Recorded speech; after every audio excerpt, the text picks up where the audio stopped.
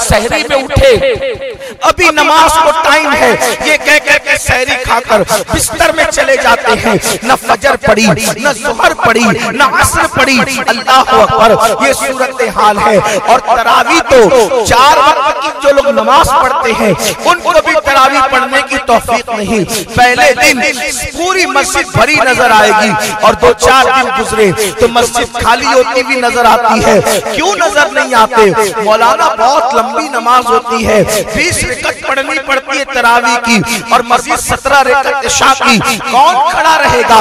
लेकिन अल्लाह अकबर, मैं अपने जवानों से कहता हूँ, मेरे आका सल्लल्लाहु अलैहि वसल्लम के दीवानों, जो दिन क़यामत का 50,000 साल के बराबर एक दिन है, अगर तरावी में खड़े रहोगे इंशाअल्लाह उस दिन खड़े रहने से अल्लाह तुम्हें महफूज कर लेगा। अपना वक्त निकालो और खड़े रहो। और अल्लाह ने ताकत क्यों दी? उसकी इबादत के लिए दी। अल्लाह ने कुव्वत क्यों दी? उसकी इबादत के लिए दी। इसलिए याद रखो। और फिर कुरान याद करके भूल जाना। बचपने में माँ बाप ने तो बड़े शौक से हमें कुरान पढ़ाया था। जब कुरान खत्म हुआ था उस्ताद को जोड़ा भी दिया था, नजराना भी दिया था, घर में न्याज भी बनाई थी। मैं अपने जवानों से पूछता हूँ और मेरी उन बहनों से भी पूछता हूँ, बताओ उस्ताद से उस दिन कुरान खत्म करने के बाद हमने कितनी मर्तबा कुरान को खोल करके पढ़ा? बस इतना ही। किसी के तीजे में चले गए तो कुरान खोल करके पढ़ा, किसी के चहलुम में चले गए तो कुरान खोल करके पढ़ा। और अल्लाह अकबर, किसी दुकान की ओपनिंग थी तो कुरान खोल करके पढ़ा, वो भी 1-2 रुकू पढ़ करके बंद कर दिया। अल्लाह अकबर, याद रखना कुरान अल्लाह की वो किताब है जो इस किताब को थाम लेता है, ये किताब कभी उसको गिरने नहीं देती। मेरे आका अलैहिस्सलाम की हदीस है, किताबुल्लाह कुरान उस रस्सी का नाम है। किताबुल्लाह कुरान उस रस्सी का नाम है जिसका एक सिरा अल्लाह के हाथ में है और जिसका दूसरा सिरा अगर तुम पकड़ लेते हो तो गोया कि तुम्हारा हाथ तुम्हारे खुदा के हाथ में पहुंच जाता है। इसलिए अगर अपने हाथ को अल्लाह के दस्ते कुदरत में देना चाहते हो, इस कुरान को थाम लो, इस कुरान को पकड़ लो। और आपसे गुजारिश करने आया हूं कि बहुत आसान वक्त आ रहा है, बहुत खूबसूरत मौका आ रहा है।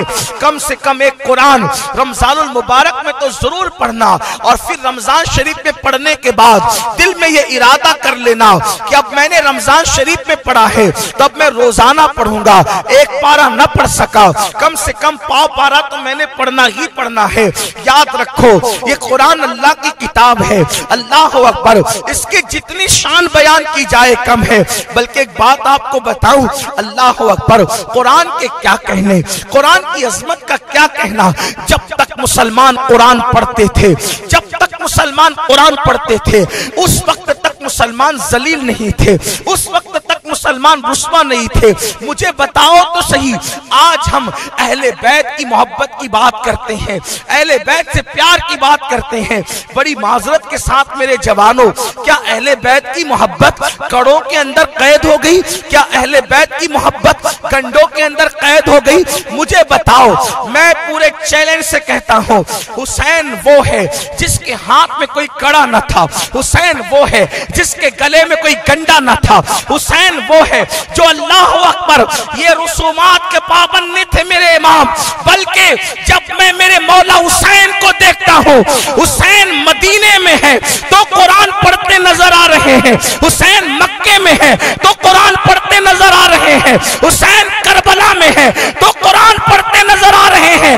हत्ता के हुसैन पाक का सर कट जाता है और धड़ से अलग हो जाता है और हुसैन का सर नेज़े पे है तो भी हुसैन कुरान पढ़ते नजर आ रहे हैं। हुसैन बता रहे हैं कि मेरा ताल्लुक मेरे जिस्म से तो कट सकता है लेकिन मेरा ताल्लुक कुरान से नहीं कट सकता। नारे तकबीर, नारे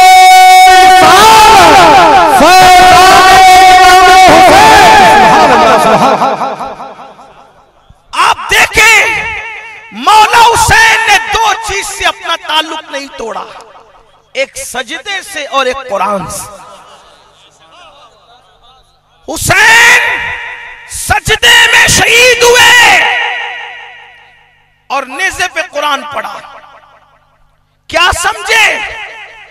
जो जिस हालत में मौत का मजा चखे,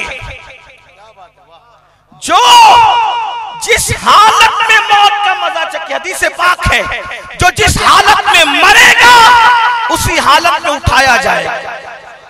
अब तवज्जो करना, हमारे अकीदे में हुसैन इस नमाजी का नाम है, और जो नमाजी नहीं वो हुसैनी नहीं। मैसाना वालों मैं तुम्हें कह के जा रहा हूं, शरबत वाले बनकर हुसैनी नहीं बन सकते, खिचड़े वाले बनकर हुसैनी नहीं बन सकते, कड़े और कंडे वाले बनकर हुसैनी नहीं बन सकते। कब तक? जब तक सजदे वाले न बनो उस वक्त तक के हुसैनी बन नहीं सकते।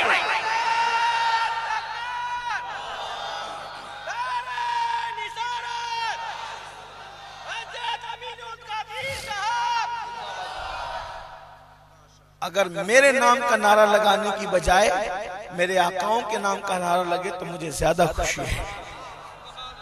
मैं लोगों को कहता हूं महफिल में,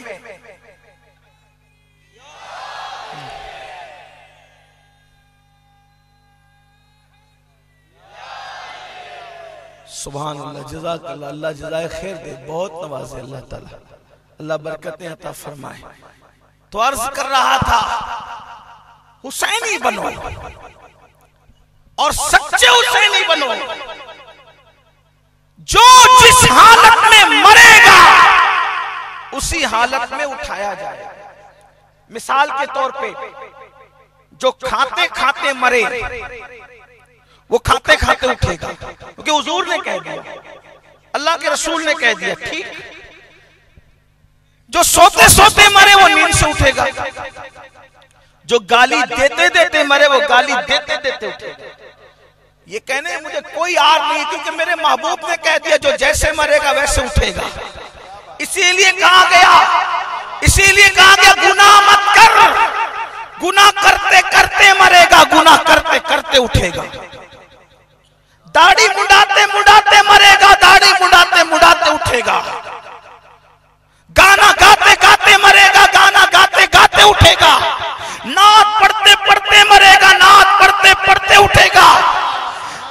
इसीलिए तो कहा गया वो लोग जन्नती है जिनका आखिरी कलेमा ला इलाहा इल्लल्लाह मुहम्मदुर रसूलुल्लाह होता है। क्यों?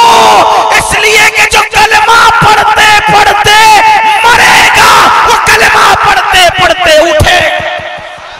सुभान अल्लाह, सुभान अल्लाह, सुभान अल्लाह। जो कलेमा पढ़ते पढ़ते मरेगा वो कलेमा पढ़ते पढ़ते उठेगा। नात पढ़ते पढ़ते मरेगा, नात पढ़ते पढ़ते उठेगा। लोग कहते हैं मौलाना, आखिर ये मौलाना लोगों को गुनाहों से डर क्यों लगता है? मैंने कहा इसलिए डर लगता है कि रसूलुल्लाह ने फरमा दिया जो जिस हालत में मरेगा उसी हालत में उठेगा। थोड़ी सी आपकी तवज्जो चाहता हूँ, जरा ध्यान देना। आप अगर कारों में बैठ करके सफर में गाने सुनते हो ना, अल्लाह अकबर, तुम्हें डर नहीं लगता? अगर इसी हालत में मौत आ गई तो क्या मुंह लेकर जाएंगे अल्लाह की बारगाह में?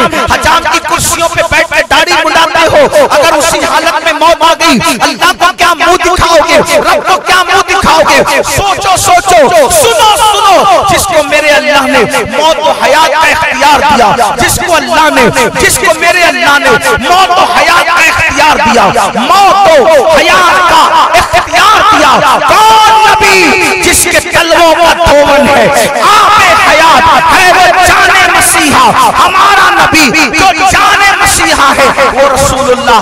जब इस्तिंजा फरमाते, इस्तिंजा करते, 2 कदम पर पानी होता, इसलिए कि उस दौर में सफर में ऐसे बिस्लेरियों का माहौल तो न था।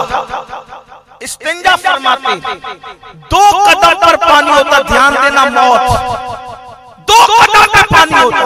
हुजूर पहले ढेला लेते और ढेला लेके फिर पानी के पास पहुंचते, सहाबा कहते हैं या रसूलल्लाह सिर्फ 2 कदम पर पानी था, पानी के पास तो इस्तिंजा करने की हुजूर ने खुद इजाजत नहीं दी, तो कहीं और इस्तिंजा की जाती सफर में, फिर ढेला इस्तेमाल किया जाता, फिर पानी के पास पहुंचते।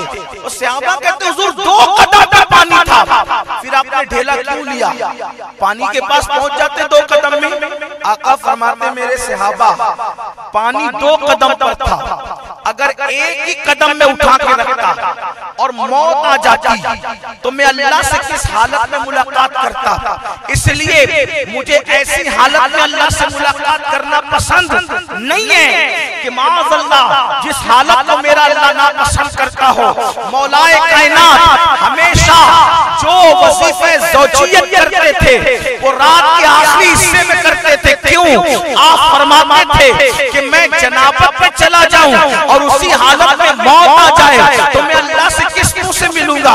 हालांकि जनाबत में जाना कोई गुनाह नहीं, जनाबत में जाना कोई पाप नहीं, लेकिन उनकी एहतियात तो देखो।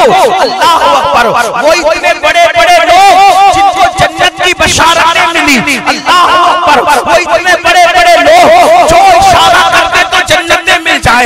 एक मैं क्या, मेरे इश्क़ की हकीकत कितनी, मुझसे 100 तो काफी है इशारा तेरा, जिनके इशारे अपनों पे जन्नतें मिले। वो कहते हैं कि हम इसलिए जनाबत में नहीं रहते, जनाबत में नहीं सोते, अगर मौत आ गई तो अल्लाह को मुंह क्या दिखाएंगे? जो जनाबत पानी से धुली जा सकती है, जो जनाबत धुलने पर सवाब मिलता है। सहाबा औलिया अकाबरीन उस हालत में मरना नहीं चाहते थे। अल्लाह अकबर, और हम गुनाहों की गंदगी में डूब के मर रहे हैं। अल्लाह को मुंह क्या दिखाएंगे? खुदा को मुंह क्या दिखाएंगे? ये दुनिया ही सब नहीं है, आखिरत का भी थोड़ा ख्याल करो, आखिरत का भी ख्याल करो। ये खाने पीने मौज मस्ती करने नहीं आए, बल्कि दुनिया में, इस दुनिया के अंदर उस दुनिया की तैयारी करने के लिए आए हैं। लेकिन सुनो मौत क्या है? जो जिस हालत में मरेगा उसी हालत में उठेगा। गाली देते देते मरा, गाली देते देते उठेगा। कुरान पढ़ते पढ़ते मरा, कुरान पढ़ते पढ़ते उठेगा। कलमा पढ़ते पढ़ते मरा, कलमा पढ़ते पढ़ते उठेगा। नाम पढ़ते पढ़ते मरा, नाम पढ़ते पढ़ते उठेगा। माँ का चेहरा देखते देखते मरा, माँ का चेहरा देखते देखते उठेगा। काबतुल्लाह को देखते देखते मरा, काबा को देखते देखते उठेगा। अब कैफियत जो भी वो अल्लाह जाने, अल्लाह का रसूल जाने, लेकिन ये कह दूं कि कोई कुछ करके उठेगा, कोई कुछ करके उठेगा, कोई कुछ करके उठेगा। लेकिन जिसको हम हुसैन इब्ने अली कहते हैं, उन्होंने जान सजदे में दी है। जब मेरा हुसैन उठेगा तो सजदे से उठेगा। नारे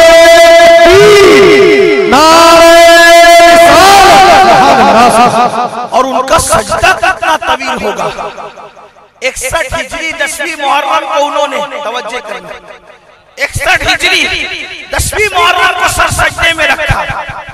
और फिर सन जो भी हो, लेकिन जब हुसैन का सर सजदे से उठेगा तो वो भी 10वीं मुहर्रम। सन जो कि वो खुदा जाने कितने हजार साल के बाद उठेगा, खुदा जाने। गोया कि आज भी हुसैन सजदे में है। जिनका हुसैन आज भी सजदे में है, वो कौम अगर सजदे से भागे तो फिर उस कौम को तरक्की कैसे मिल सकती है, उस कौम को उरूज कैसे मिल सकता है?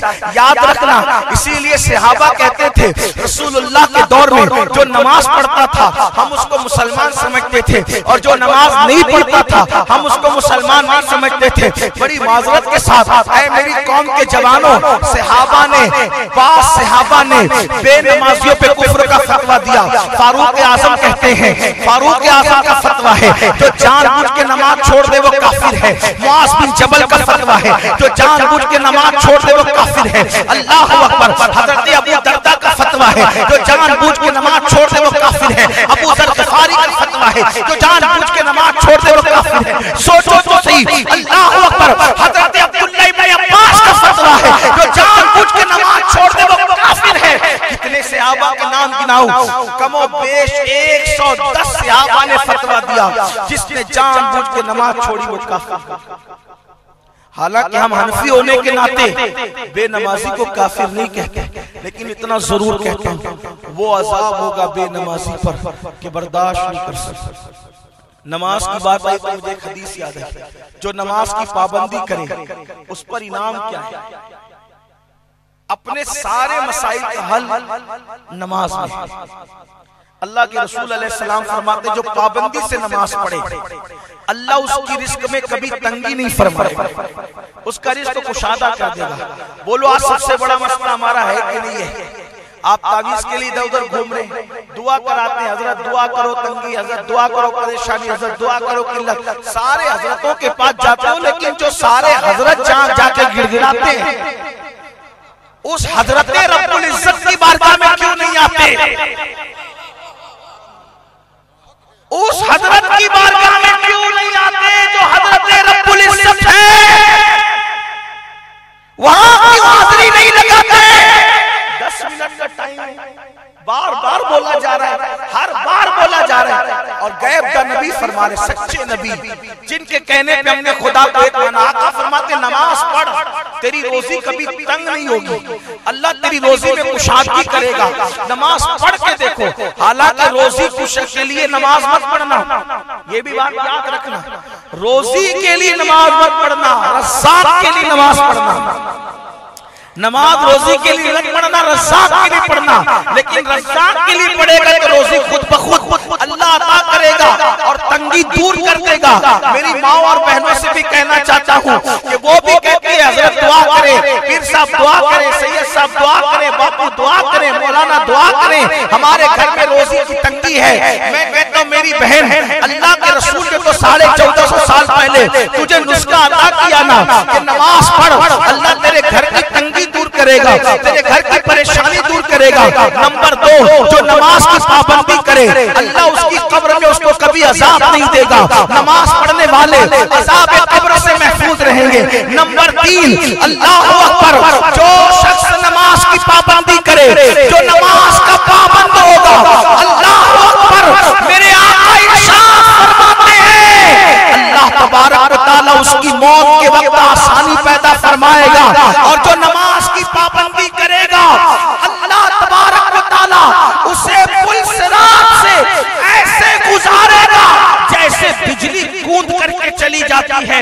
नमाजी यूं गुजरेंगे। और फिर 5वीं बात फरमाई, जो नमाज की पाबंदी करे अल्लाह उसको बगैर हिसाब के जन्नत में दाखिल फरमाएगा। अगर बेहिसाब किताब जन्नत में जाना है नमाज के पाबंद बनो।